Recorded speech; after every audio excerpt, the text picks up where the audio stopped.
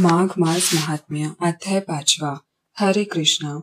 दत्तात्रेय जी कहने लगे कि हे राजन, एक प्राचीन इतिहास कहता है, भृगुवंशी में ऋषि का नाम की एक ब्राह्मणी थी जो बाल्यकाल में ही विधवा हो गई थी। वह रेवा नदी के किनारे विंध्याचल पर्वत के नीचे तपस्या करने लगी।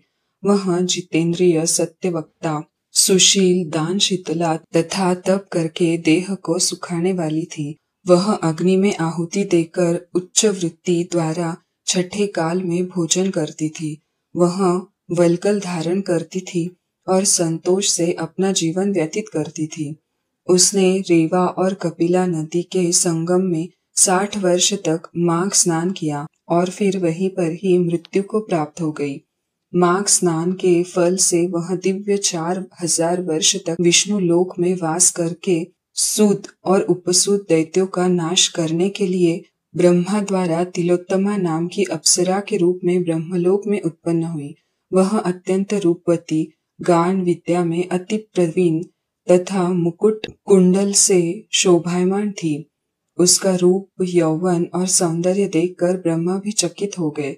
वह तिलोत्तमा रेवा नदी के पवित्र जल में स्नान करके वन में बैठी थी। तब सूत व उपसूत के सैनिकों ने चंद्रमा के समान उस रूपवती को देखकर अपने राजा सूत और उपसूत से उसके रूप की शोभा का वर्णन किया और कहने लगे कि कामदेव को लज्जित करने वाली ऐसी परम सुंदरी स्त्री हमने कभी नहीं देखी। आप भी चलकर देखें।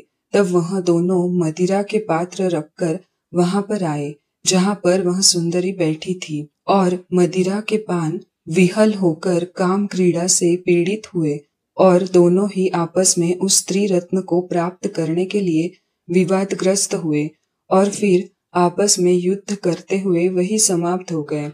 उन दोनों को मरा हुआ देखकर उनके सैनिकों ने बड़ा कोलाहल मचाया और तब तिलोत्तमा काल रात्रि के समान उनको पर्वत से गिराती हुई 10 दिशाओं को प्रकाशमान करती हुई आकाश में चली गई और देव कार्य सिद्ध करके ब्रह्मा के सामने आई। तो ब्रह्मा जी ने प्रसन्नता से कहा कि हे चंद्रवती, मैंने तुमको सूर्य के रथ पर स्थान दिया।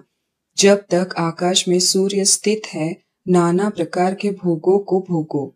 सो हे राजन, वह ब्राह्मणी अब भी सूर्य के रथ पर माघ मास स्नान के उत्तम भोगों को भोग रही है। इसीलिए श्रद्धावान पुरुषों को उत्तम गति पाने के लिए यत्न के साथ माघ मास में विधि पूर्वक स्नान करना चाहिए। इति श्री माघ मास महात्म्य 5वां अध्याय। श्री कृष्ण चरणार्पणम वस्तु।